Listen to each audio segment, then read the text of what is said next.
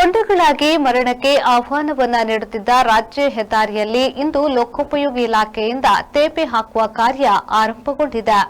ಅಧಿಕ ಮಳೆ ಹಾಗೂ ಘನವಾಹನಗಳ ಓಡಾಟದಿಂದಾಗಿ ಮೂಡುಬಿದಿರೆಯಿಂದ ಧರ್ಮಸ್ಥಳಕ್ಕೆ ಸಾಗುವ ರಾಜ್ಯ ಹೆದ್ದಾರಿಯ ಕೆಲವು ಕಡೆಯ ತಿರುವಿನ ರಸ್ತೆಗಳಲ್ಲಿ ಮಧ್ಯ ರಸ್ತೆಯವರೆಗೆ ಡಾಂಬರು ಕಿತ್ತು ಹೋಗಿ ಹೊಂಡಗಳಾಗಿ ಮಾರ್ಪಾಟಾಗಿದೆ.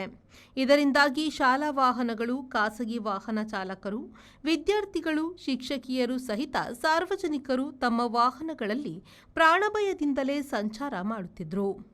ಇದೀಗ ಎಚ್ಚೆತ್ತುಕೊಂಡಿರುವ ಪಿಡಬ್ಲ್ಯೂಡಿ ಇಲಾಖೆಯು ರಾಜ್ಯ ಹೆದ್ದಾರಿಯಲ್ಲಿರುವ ಹೊಂಡಗಳಿಗೆ ಜಲ್ಲಿ ಮಿಶ್ರಿತ ಮರಳು ಹುಡಿಯನ್ನು ಹಾಕಿ ಮುಚ್ಚುವ ಕೆಲಸವನ್ನು ಆರಂಭಿಸಿದೆ.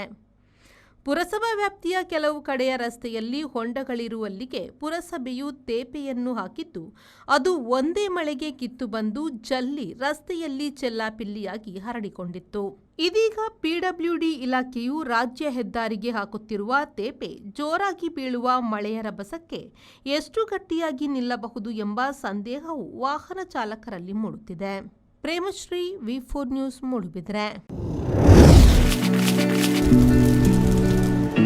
Rice Spices started in the year 2019.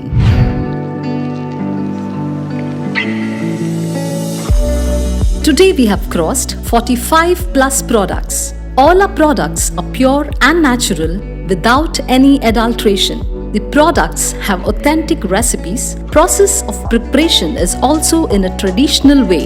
We supply products to different supermarkets, retail shops, and we take up bulk orders for hotels and caterers.